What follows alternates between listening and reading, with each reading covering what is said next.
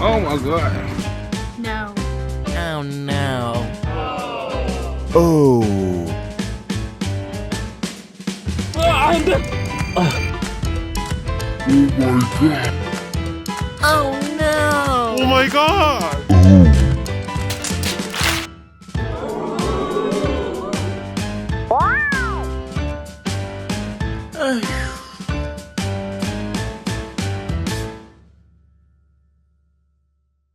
예, 제가 나이가 좀 들어가고 있다는 것을 느끼는 게 가끔 별로 영양가 없는 그 유머, 농담을 쳐서 분위기를 좀 싸하게 하는 경우들이 점점 늘어나고 있다는 것입니다. 얼마 전에 교회 아래에 있는 사거리에서 예쁜 두 자매가 저한테 다가오더니 묻는 거예요. 저쪽 청수장 쪽 가는 길을 이렇게 가르치면서 아저씨, 이 길 어디로 가요? 라고 묻더라고요. 그래서 청수장으로 가는데요 라고 처음에 얘기를 해주려고 그러다가 그만 거기서 갑자기 유머 본능이 발동을 한 거죠. 그래서 두 아가씨를 이렇게 바라보면서 천연스럽게 이렇게 얘기했습니다. 아가씨, 이 길은 어디로 안 가요. 옛날부터 거기 있었고 앞으로도 거기 있을 거예요. 그랬더니 이상하더니 쳐다봐요. 순간 뭔가 잘못됐다고 느꼈지만 제가 예, 청수장으로 갑니다 라고 얘기하기 전에 이 두 분의 젊은 여성은 투덜거리면서 분명히 돌아서서 저를 이상한 사람이라고 욕하면서 건널목을 건너가는 것을 보았습니다. 조금만 더 기다렸으면 제가 멋지게 이렇게 대답해 주려고 했거든요. 예, 이 길은 아무 데도 안 가요.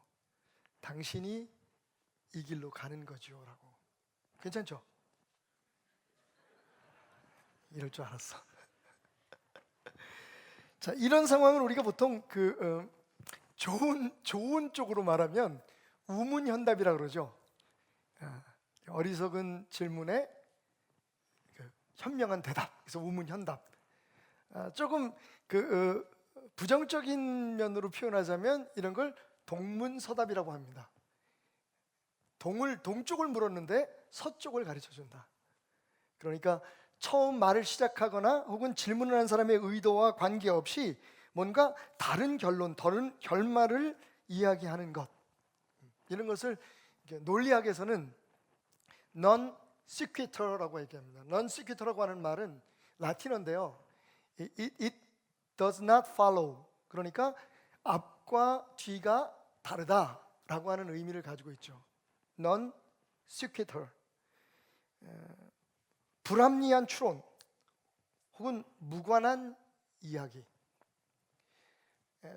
사후정처럼 정말 이게 무슨 얘기를 하는지 몰라서 이상한 얘기를 한다면 심각한 거죠. 그런데 종종 이 우문현답 혹은 동문서답, non sequitur라고 하는 이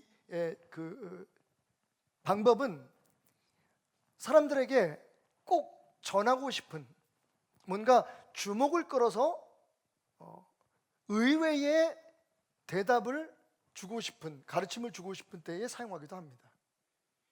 예수님의 전문이시죠.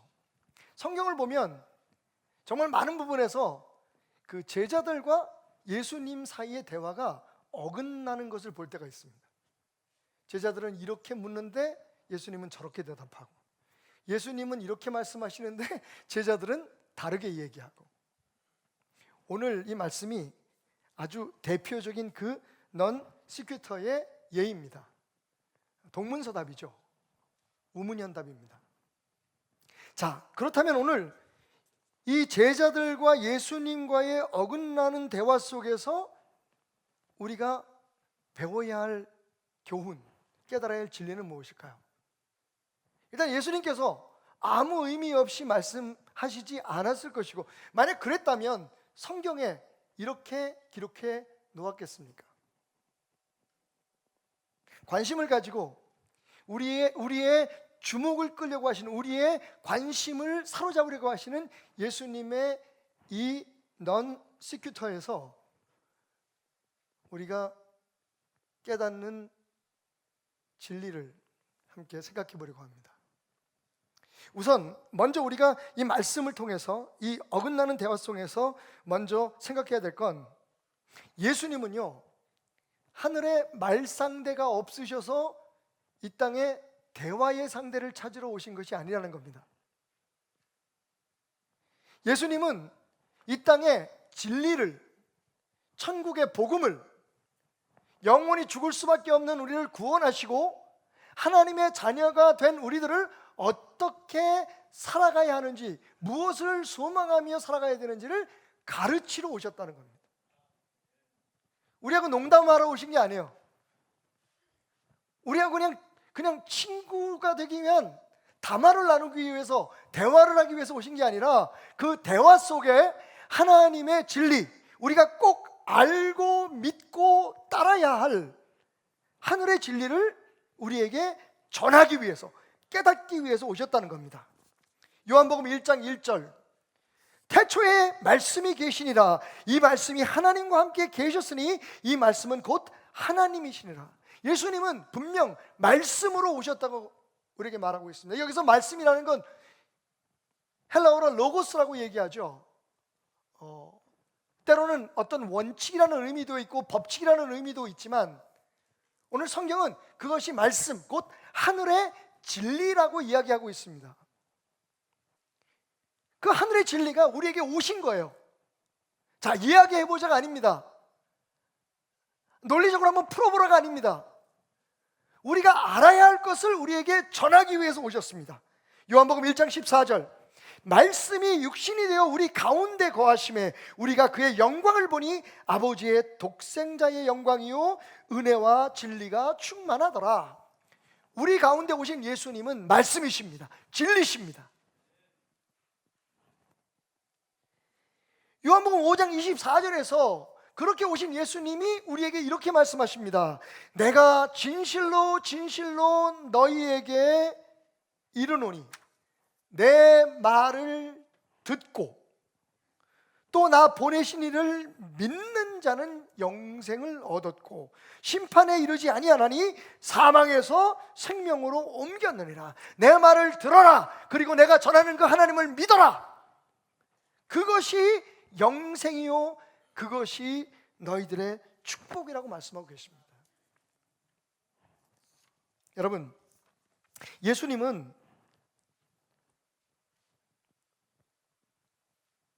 하늘에 대화의 상대가 없어서 이 땅에 오신 게 아니에요. 우리를 그 대속의 사랑으로 구원하시고 하나님의 자녀가 된 우리들에게 하나님의 사람들이 살아가야 할 방법과 저 하늘나라의 백성으로서 간직해야 될 가치관, 즉 천국의 윤리를 우리에게 가르치기 위해서 오셨습니다. 그러니까 당연히 이 세상의 여러 가지 삶의 방식에 익숙하고 문화에 쩔어 있었던 제자들은 그 가르치는 예수님의 말씀을 이해할 수 없었을 것입니다. 자, 그렇다면 어떻게 해야 할까요? 따라합시다. 빈틈만 있으면 스며드는 물같이 주어지는 그 진리를 받아들이자. 여러분, 예수님은요 이런 어긋나는 대화 속에서 혹은 예상치 못했던 충격적인 말씀 속에서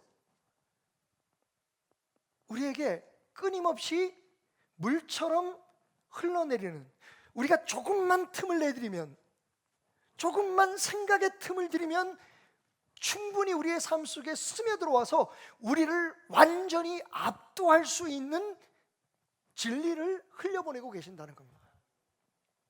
안 그러면 성경에 이런 대화가, 이렇게 어긋나는 대화가 담겨져 있을 이유가 없습니다. 그래서 우리가 하나님의 말씀을 더욱더 가까이서 깊이 읽고 공부하고 연구할 필요가 있는 거죠.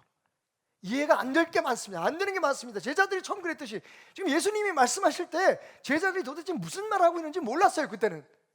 그런데 지금 우리가 읽으면 그 말씀 속에 정말 놀라운 우리 신앙의 진리가, 우리가 반드시 알아야만 하고 믿어야만 하는, 따라야만 하는 하나님의 말씀이 있다는 것을 알게 되는 거죠.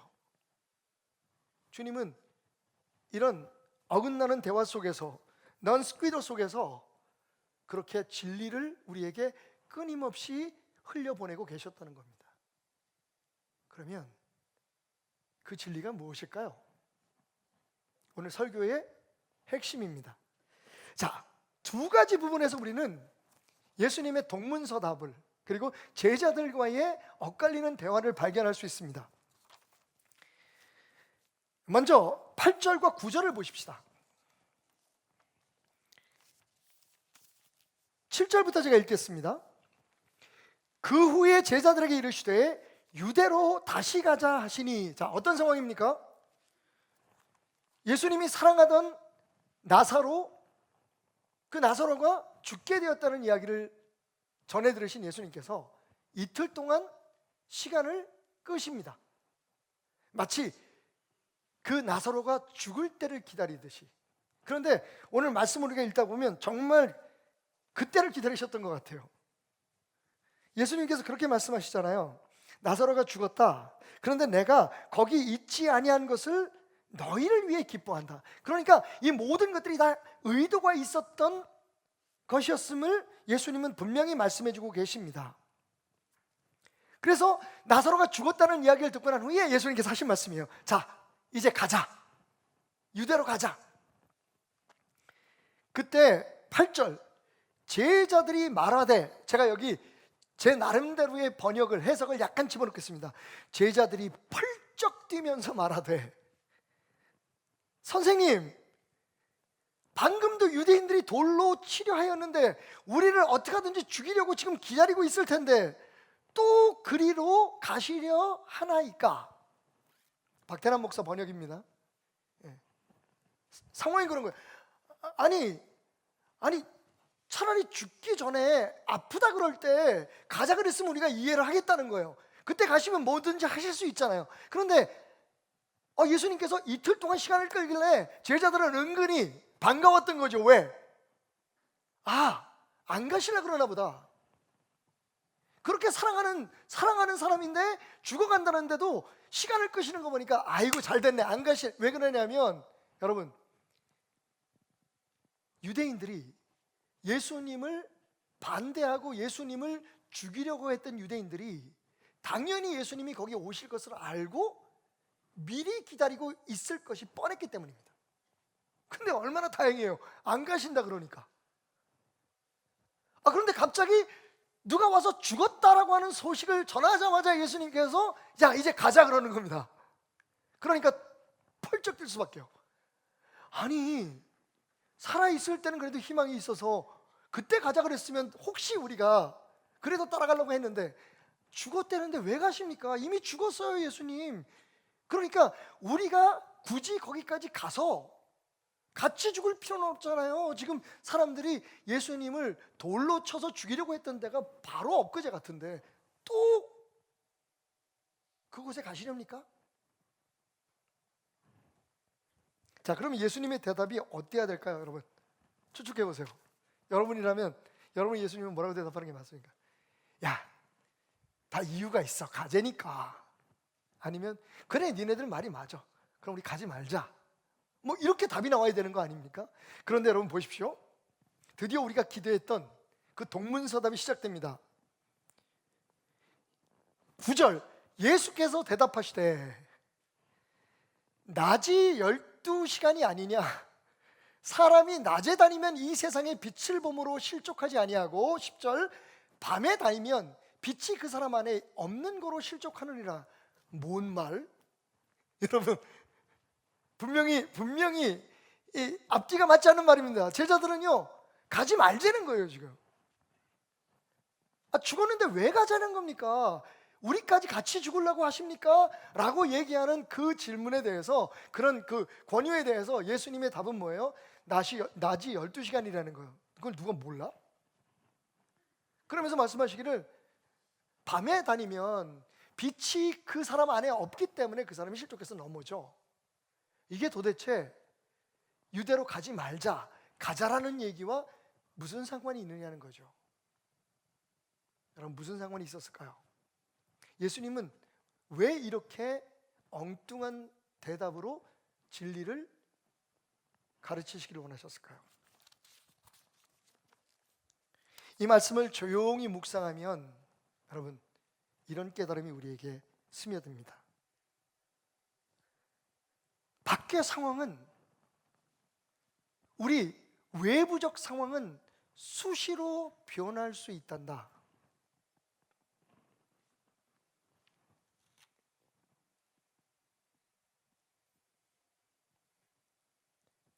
하지만 그 상황에 맞서는 너희들의 내적, 영적 태도가 중요하다. 다른 말로 말씀드리면, 외부의 상황이 어떻든 너희가 빛 가운데 있으면, 빛이 너희 안에 있으면 된다라는 말씀입니다. 여러분, 예수님의 일생을 잠깐 돌이켜 보십시다. 30년 동안의 예수님의 개인적인 삶에 대해서는 성경도 그렇게 많이 이야기하고 있지 않습니다. 그런데 예수님께서 세례 요한에게 세례를 받으시고 이제 막 사역을 시작하셨을 때, 초창기에 예수님은 정말 인기 짱이었습니다. 그때부터 사실 그 시대의 종교인들과 유대인들이 예수님을 어떻게 해보려고 생각했지만 손을 댈 수가 없었어요. 아무것도 할 수 없었다고 성경은 반복적으로 얘기합니다. 왜냐하면 너무나 많은 사람들이 그 기적의 사람 예수 그리스도에 대해서 존경과 그리고 믿음을 보내왔기 때문입니다. 성경 여기저기 보면 그때 만약 예수님을 건드렸다면 폭동이 일어났을 것이라고 얘기를 합니다. 그래서 유대인들이 지켜만 보고 있었어요. 속이 타는데 어떻게든지 죽였으면 좋겠는데 그걸 못 하겠는 거예요. 그런데 어느 날 예수님의 사역에 이제 3년의 말기쯤 가다가 보니까 갑자기 사람들이 예수님에게서 훅 다 떠나버리는 겁니다. 얼마 전에 우리가 말씀 나눴죠. 예수님의 그런 기적과 예수님의 역사를 보면서 막 몰려들던 사람들이 예수님께서 그 기적 이후에 하신 말씀을 듣고, 아, 이건 너무 어려워, 우리 이건 예수님 못 따라갈 것 같아, 이 사람 우리가 잘못한 것 같아, 이 사람 진짜 미친 사람 아니야? 라고 다 예수님을 떠나갔다고 얘기합니다. 12제자를 남겨둔 채로 말이죠. 그때 유대인들은 이제 기회가 왔다고 생각한 거죠. 그래서 예수님을 죽이기로 결심을 합니다.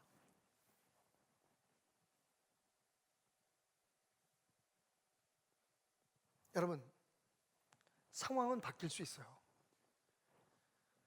우리의 삶에도 편안할 때가 있고, 많은 사람들에게 인정받을 때도 있고, 때로는 모든 사람들에게 비난을 받을 때도 있고, 혹은 지금 코로나19 시대를 살아가는 것처럼 외부적인 환경 때문에 힘겹고 버거운 날들을 살아가야 될 때가 있습니다. 전도서에 얘기하는 것처럼 바깥 환경은 때에 따라서, 상황에 따라서 얼마든지 바뀔 수 있습니다. 그런데 그 상황에 대해서 우리가 일일이 마음을 쓰고 그 상황에 대해서 일일이 걱정하고 염려하고 갈망한다면 우리의 인생에는 편안한 날이 없는 거죠. 우리의 삶에 든든한 날이 하나도 없는 거죠.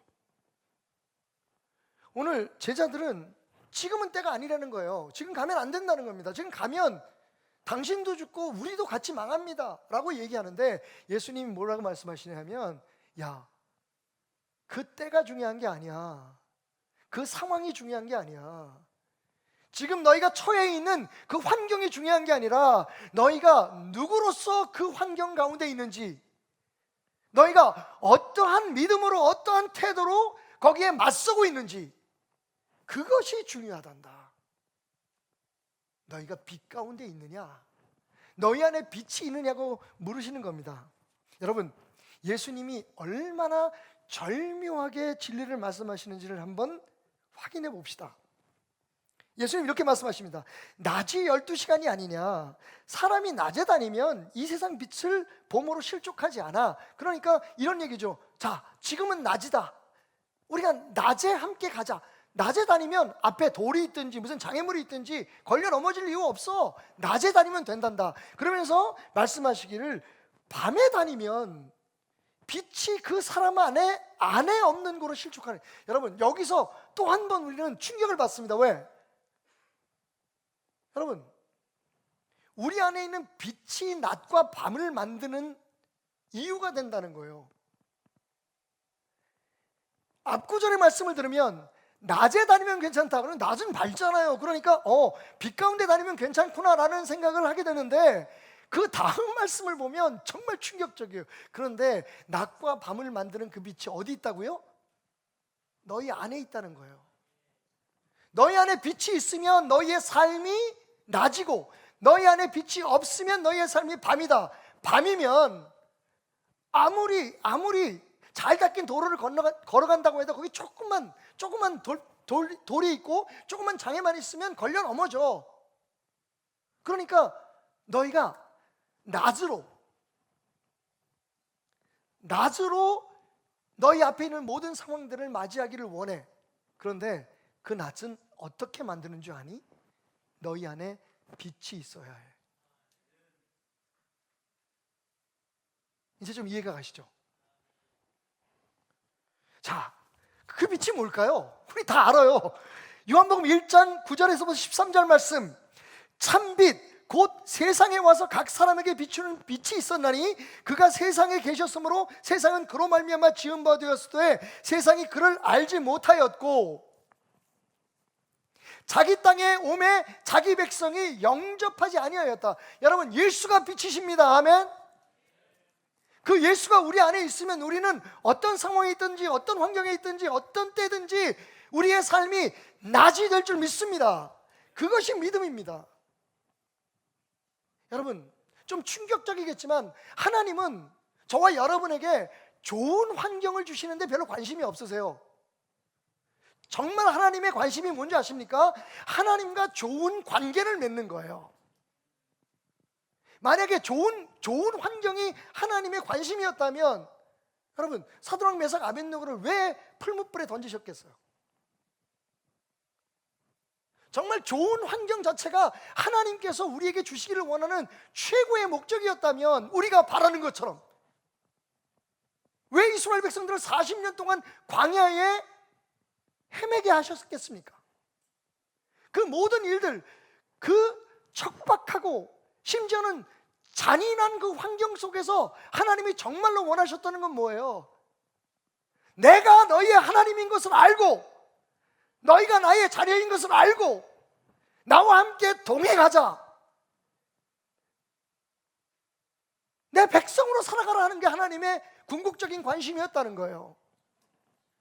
우리의 상황은, 여러분, 신앙인의 입장에서 우리의 상황은 그 상황에 대해, 그 문제에 대해 어떻게 대처하고 어떻게 맞이하느냐가 중요합니다. 이게 하나님을 믿지 않는 사람과 하나님을 믿는 사람의 차이가 돼야 돼요. 그런데 지금 우리는 그것을 우리 안에서 보기가 쉽지 않다는 겁니다. 빛이 있는데 어둠을 살아가요. 빛을 믿는데 밤을 살아가요. 좀 얘기가 너무 심각해지는 것 같아서 또 썰렁한 개그를 하나 해야 되겠네. 여러분, 제가 나이가 먹어서 그렇다고 생각해 주십시오. 붕어빵하고 잉어빵의 차이를 아십니까? 빈센조를 열심히 보시는 분은 어제하고 오늘 결방했는데 빈센조 까사노가 한 말이 있어요. 잉어빵과 붕어빵의 차이를 아십니까?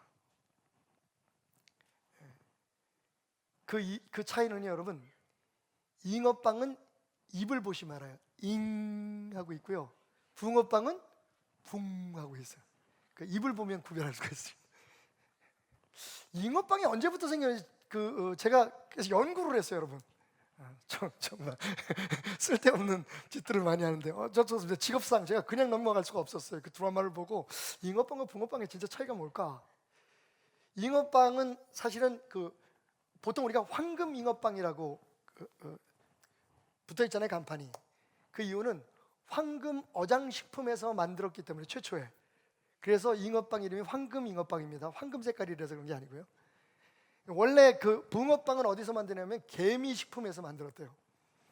그래서 붕어빵은 그냥 붕어빵이라고 부르고 잉어빵은 황금 잉어빵이라고 부르는데, 보통 생각하면 잉어빵은 크고 붕어빵은 작겠다, 혹은 아까 얘기한 것처럼 붕어빵은 붕 하고 입을 벌리고 있고 잉어빵은 잉 하고 있어서 잉어빵 붕어빵인가 보다.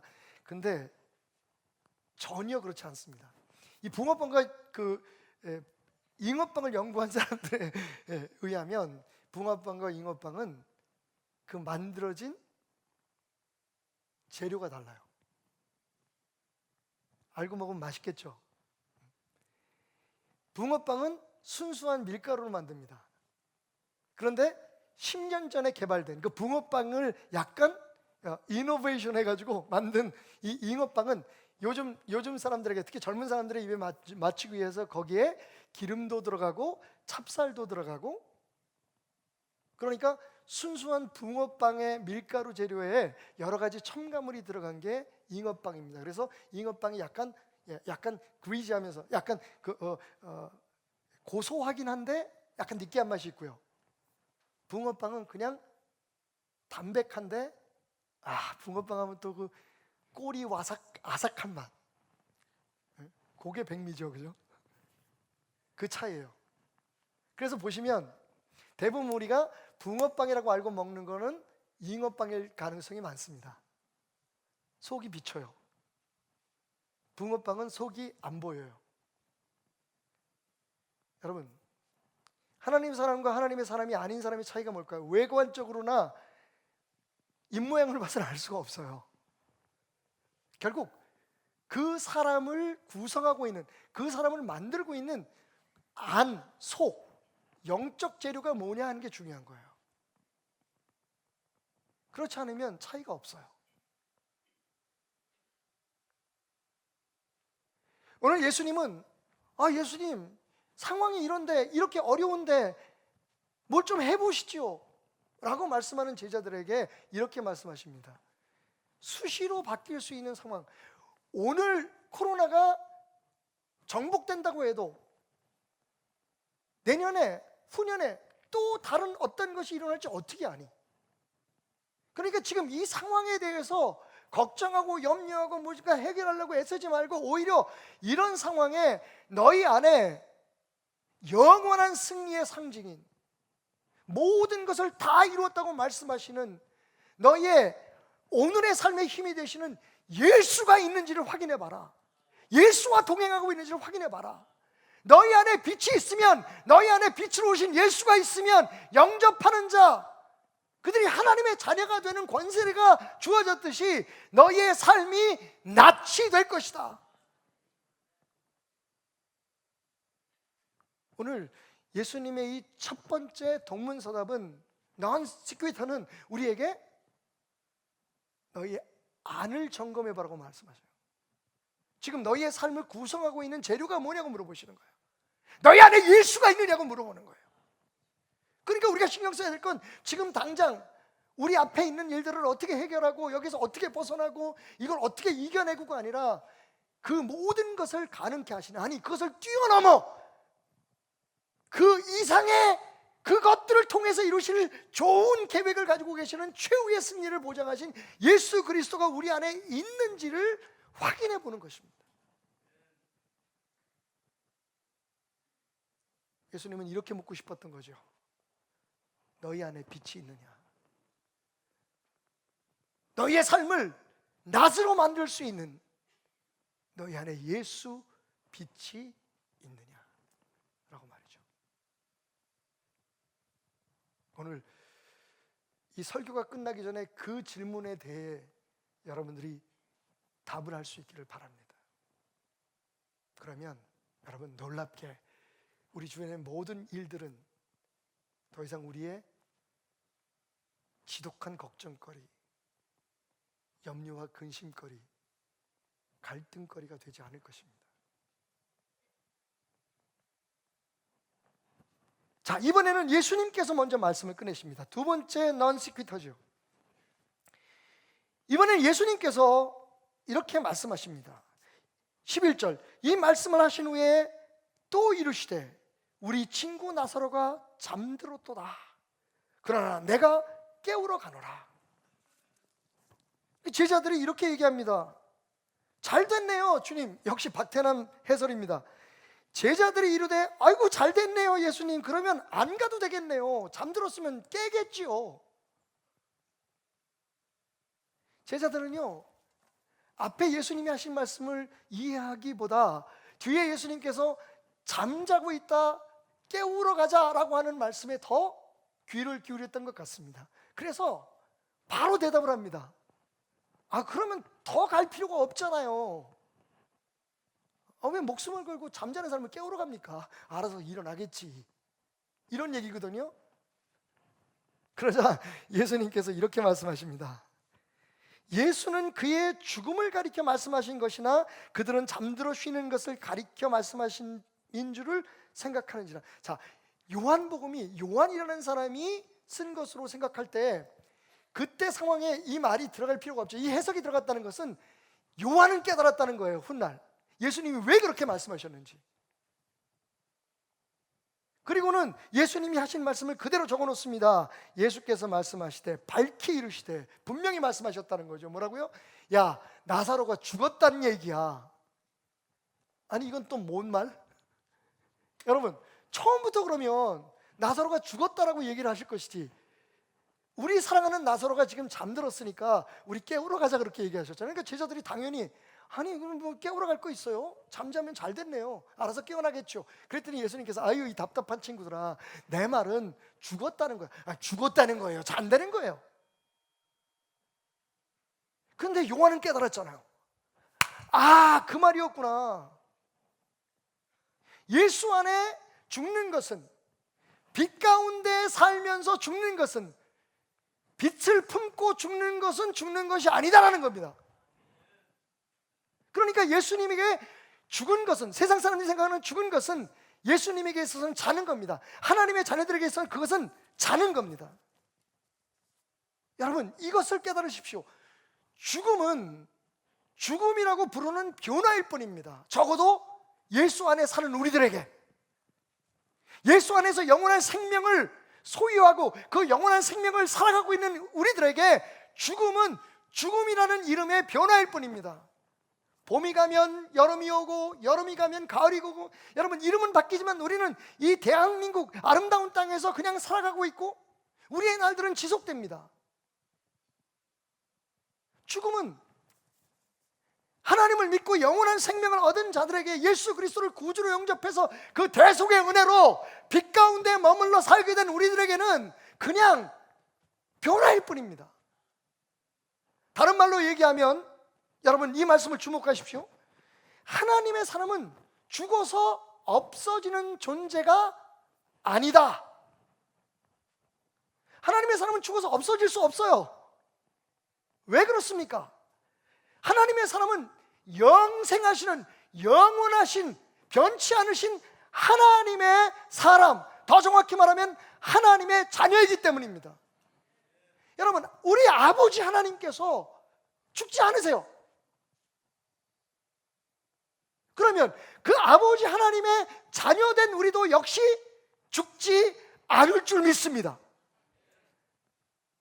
예수님은요, 수시로 우리가 하나님의 자녀인 것을 말씀하고 계세요. 자, 여기서 우리 약간 족보 정리 좀 하고 갑시다. 하나님은 우리 아버지예요. 그럼 예수님은요? 성경적으로 말하면 예수님 스스로가 말씀하시기를 우리는 친구요 예수님의 형제입니다. 믿으시면 아멘 하시기 바랍니다. 사도 바울도 똑같은 얘기를 하죠. 그분이 죽었다가 부활하신 이유는 많은 형제들 가운데 첫 열매가 되게 하시기 위해서다. 여러분, 육신으로 오신 하나님인 예수님은 사실은 육신으로 계실 때 우리와 형제입니다. 예수님이 친히 그렇게 말씀하셨어요. 자, 그러면서 예수님 뭐라고 말씀하셨냐면 하나님을 아버지라고 불렀어요. 그리고 우리들에게 말씀하셨어요. 하나님이 너희의 아버지이시다. 너희에게 아빠, 아버지라고 부를 수 있는 권세가 주어졌다고. 이 말은 훗날 사도 바울이나 여러 사도들도 똑같이 사용했던 말입니다. 여러분, 우리의 육신의 아버지는 죽어요. 우리 아버지도 이 땅에 안 계세요. 그런데 여러분, 중요한 건 우리의 영적인 아버지, 우리의 참 아버지 하나님은 죽지 않아요. 죽지 않는 하나님의 자녀인 우리들도 죽지 않아요. 그게 예수님의 가르침이십니다. 세상에서 말하는 죽음, 그 끝은, 그래서 너희들이 두려워하고, 그래서 그 죽음이 오기 전에 어떻게 아웅다웅 좀 잘 살아보고 뭔가를 좀 해야겠다고 생각하는 그 죽음이라는 건 내게는 아무런 의미가 없다는 겁니다. 빛 가운데 사는 사람에게 죽음은 그냥 과정일 뿐이에요. 왜? 그 빛은 영원히 사라지지 않기 때문입니다. 하나님의 자녀된 우리들에게 죽음은 두려워할 대상이 아니에요. 죽음과 함께 우리의 삶에 이 세상에서의 모든 고난과 역경들은 두려움의 대상이 아니에요.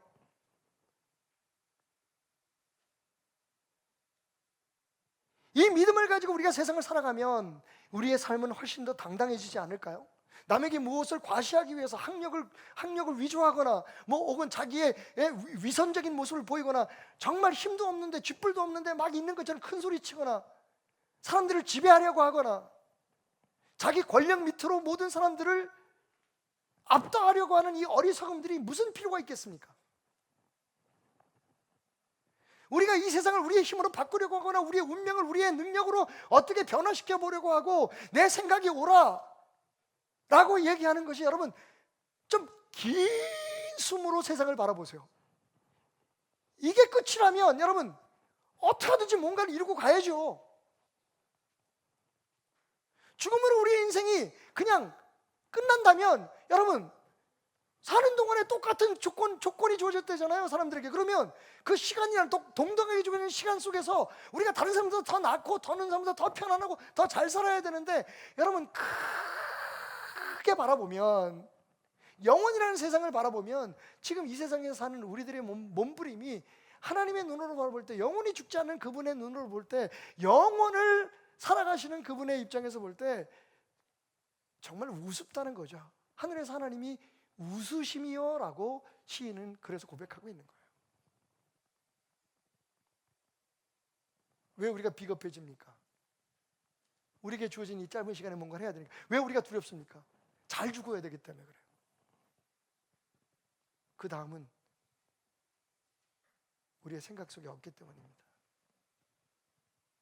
그래서 안 죽으려고 몸부림치고 죽음 두려워하고 이 짧은 인생을 살아가면서 세상 사람들에게 어떻게 잘 보이려고 막 만들어진 자기의 이미지와 삶을, 자기가 하나님이 돼서 자기의 인생을 만들어 보려고 하는 그 모든 몸부림이 사실은요 예수님의 이 한마디의 말씀 속에 담겨져 있어요. 그냥 니네 자는 거야. 너의 삶은 여기서 끝이 아니라는 겁니다.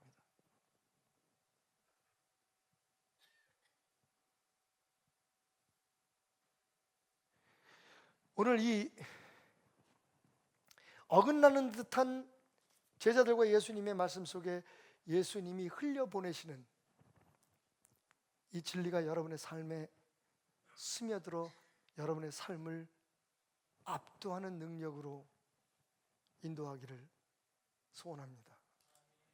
그렇지 않으면 우리는 붕어빵인데 잉어빵처럼 살아갈 수밖에 없는 거예요. 우리 안에 믿음은 우리의 삶을 지배하는, 우리의 생각을 지배하는, 우리의 선택을 지배하는 힘이 되어야 됩니다. 그리고 오늘 예수님께서 우리에게 깨닫게 해주시는 그 믿음은 세상이 어떻게 돌아가는지, 네 환경이 어떤지 그걸 보기 전에 내 안에 내가 있는지, 예수가 있는지, 예수님과 바른 관계를 맺고 있는지를 먼저 생각해라. 너의 영혼이 낮으면, 내 안에 비친 내가 있으면, 그 믿음으로 살면 내가 살아가는 모든 세상은 다 낯이다.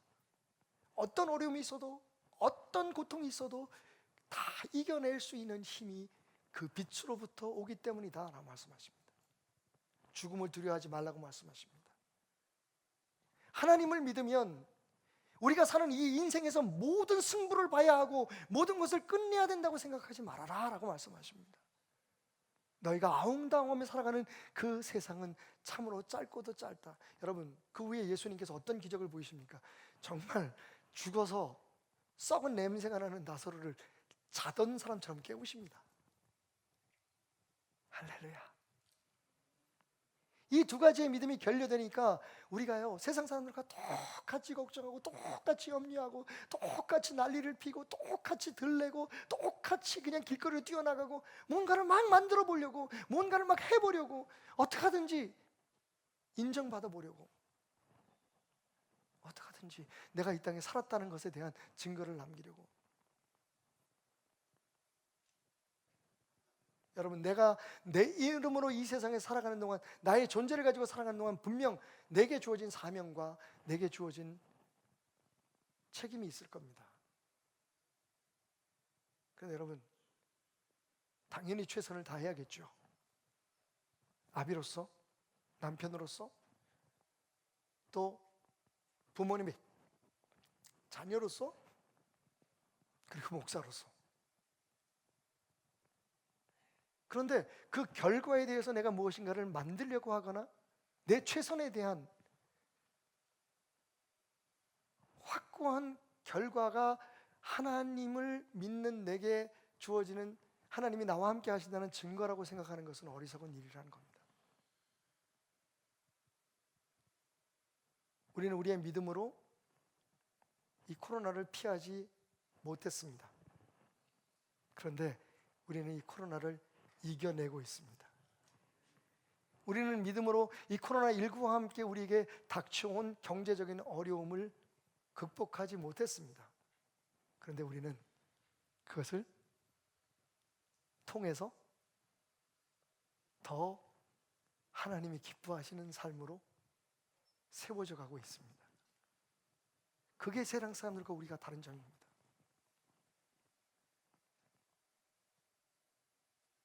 여러분, 우리가 코로나19라고 부르는 이 바이러스는 4, 5년 전에 사스라는 이름으로, 메르스라는 이름으로 이미 그 모양을 바꿔가면서 자기 스스로를 변이해 가면서 우리들에게 계속 찾아오고 있습니다.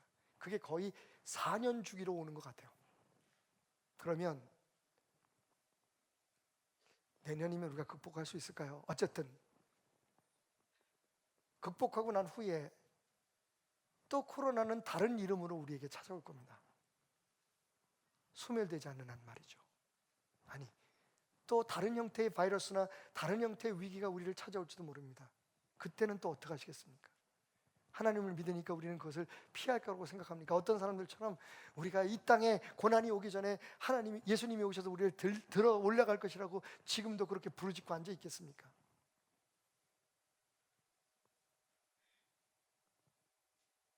주님이 그렇게 하신다면 참 놀라운 일이고 감사한 일이겠지만 여러분, 걱정하지 마십시오. 우리의 삶은 여기서 끝이 아닙니다. 이 두 가지의 확고한 믿음이 이 위기에 서 있는, 사랑하는 사람이 죽고 내가 아끼던 모든 기초가 흔들리고 누구보다도 인정받고 싶고 사랑받고 싶은 사람들에게 업신여김을 당하고 버림받는 한이 있어도 하나님의 사람으로 당당하게,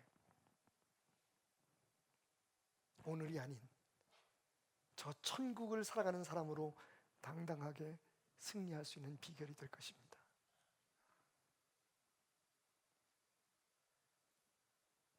이렇게 설교를 준비하면서 저는 어제 정말 기절초풍할 만한 일을 경험했습니다. 여러분, 죽은 사람한테 메시지 받아보셨어요?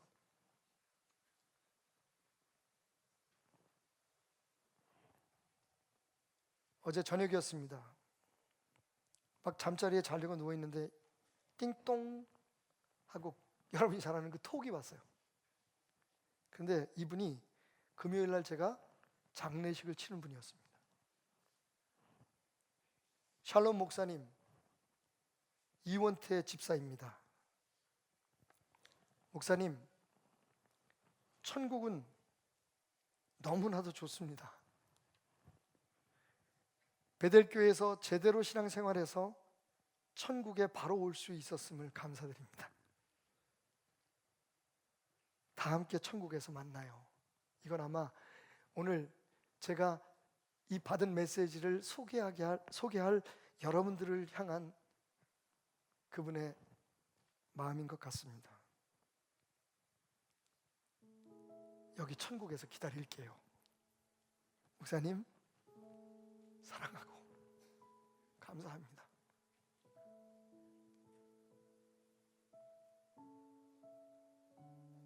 여러분, 저는 압니다.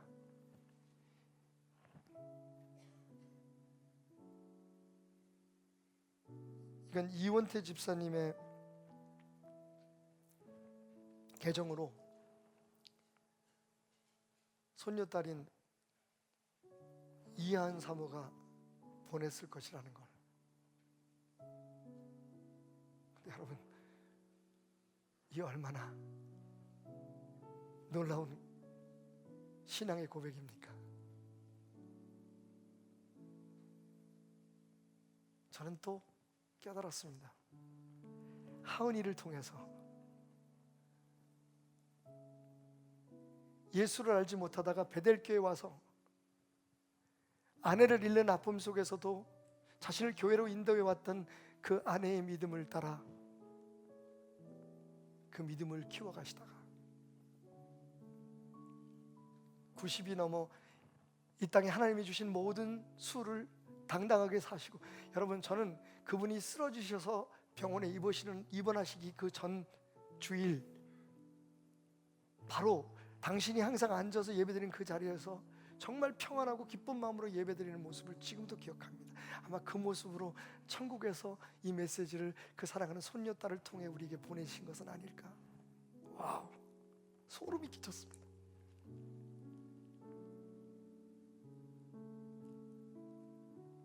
베델교회에서 믿음 생활 잘해서 천국에 곧바로 올 수 있었습니다. 여기서 기다리겠습니다. 베델 성도 여러분, 그리고 목사님, 여기 참 좋아요. 여러분, 이 고백이 어떻게 들리십니까? 이 고백이 우리의 믿음이 되어서 이 땅에서 우리가 충분히 우리가 겪고 있는 이 아픔과 지금 우리가 겪고 있는 이 상황을 이겨내고도 남을 만한 힘으로 우리에게 다가오지 않습니까? 예수와 함께라면 가난해도 좋아, 예수와 함께라면 병들어도 좋아, 영원한 생명이 내게 있으니까 라고 노래 불렀던 우리들의 그 고백이 우리의 삶 속에서 진짜 살아서 역사하지 않는다면 우리는, 여러분, 세상 사람들과 아무것도 다를 바가 없는 붕어빵이면서도 잉어빵처럼 살아가야 되는 사람들로 머물게 될 것입니다. 자, 오늘 우리 앞에 놓여 있는 모든 어긋난 상황들과 환경들은 잠깐 잊고 우리의 안으로 우리의 영적인 눈을 돌려보십시다. 우리 안에 그 빛이 있는지, 우리 안에 저 영원한 세상에 대한 그 소망이 그 빛 속에 자라나고 있는지. 언젠가 저도 천국에서 여러분들에게, 아니 어쩌면 여러분 자손들에게, 나의 자손들에게 그런 편지를 쓰는 날이 오기를 기대해 봅니다.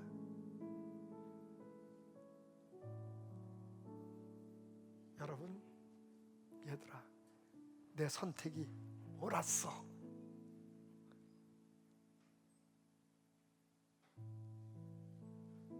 천국은 참 기대할 만한 곳이구나 라고 말합니다. 전능하신 나의 주 하나님은 능치 못하실 일 전혀 없네. 우리의 모든 간구도, 우리의 모든 생각도, 우리의 모든 꿈과 모든 소망도 신실하신 나의 주 하나님을 우리의 모든 괴로움 바꿀 수 있네. 불가능한 일 행하시고 죽은 자를 일으키시니 그를 이길 자 아무도 없네. 주의 말씀을 지하여, 주의 말씀을 지하여 깊은 곳에 금을 던져 오늘 그가 놀라운 일을 이루시는 것 보라. 주의 말씀을 지하여 믿음으로 금을 던져 믿는 자에게 능치 못하네. 우리 이 시간 함께 기도하기 원합니다. 내 안에 빛으로 오신 주님, 내 안에 빛이 되신 주님, 내가 그 빛 가운데로 걸어가고 있는지, 그렇다면 왜 내 삶 속에 이렇게 많은 고민과 흔들림과 갈등이 있어야만 했는지, 온 우주 만물을 창조하신 그 빛이 내 안에 있음에도 불구하고 왜 나는 이 자그마한 흔들림과 아픔과 잃어버림과 불확실한 미래 속에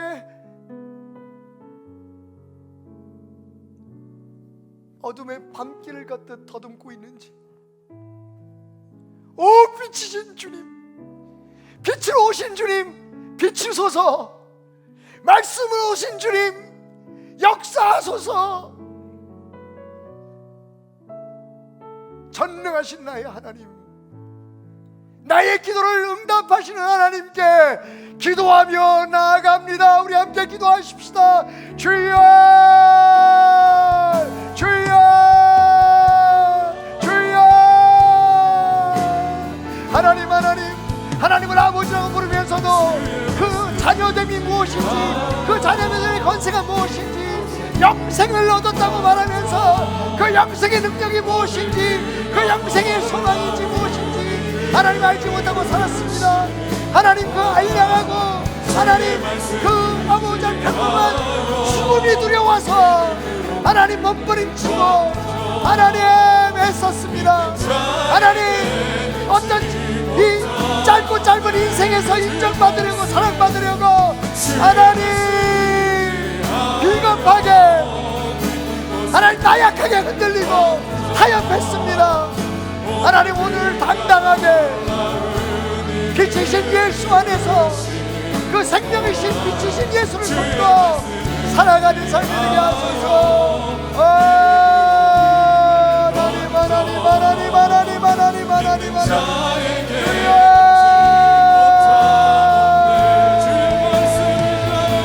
주의 말씀을 지하여 깊은 곳에 금을 던져 오늘 그가 놀라우신 일을 행하시는, 바로 지금 이 순간 우리 안에 놀라운 일을 행하시는 그 주님을 경험하십시오. 주의 말씀을 지하여 믿음으로 금을 던져 믿는 자에게. 우리 모두 자리에서 일어나서 함께 찬양하십시다. 주의 말씀을 지하여 믿는 곳에 금을 던져 오늘 그가 놀라운 일을 이루시네. 주의 말씀을 지하여 믿음으로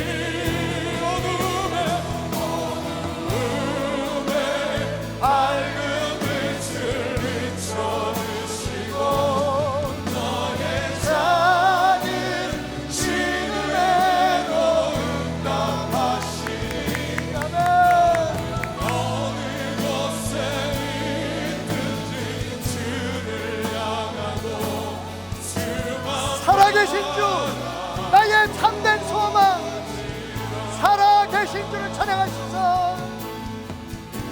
살아계신 주 할렐루야. 아멘. 살아계신 하나님 앞에 박수를 한번 돌려드리십시오. 우리의 소망 되시고 우리의 삶의 빛 되시고 힘이 되시고 생명 되신 주님 앞에 걱정 근심이 전혀 없습니다. 주님이 내 안에 살아계시니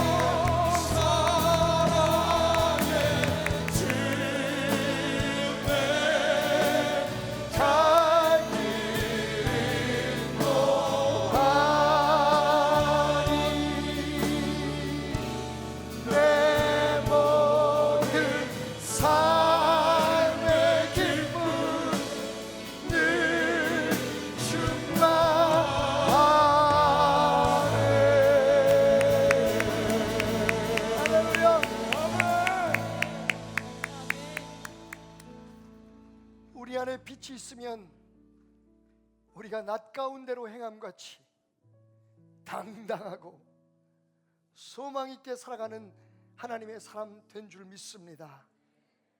우리가 세상의 빛일 뿐만 아니라 우리 안에 세상의 빛을 품고 살아가는 사람임을 잊지 않게 하시고 죽음이 끝이 아니고 이 세상이 전부가 아니고 영원한 하나님의 아버지의 사랑 안에 살아가는 존재임을 기억하며 오늘을 견뎌내고 이겨내고 오늘을 복되게 하며 우리 주변 사람들을 축복할 수 있는 삶의 주인공들이 되게 하여 주옵소서. 오늘도 우리의 삶의 열매인 예물과 마음과 눈물을 주님 앞에 드립니다. 주여 연락하시고 두 손 높이 들어 축복하소서. 오늘 우리가 겪고 있는 어려움이 우리가 힘겨워하는 이 날들이 하나님의 놀라운 거룩한 최고의 선을 이루시는 재료임을 기억하게 하셔서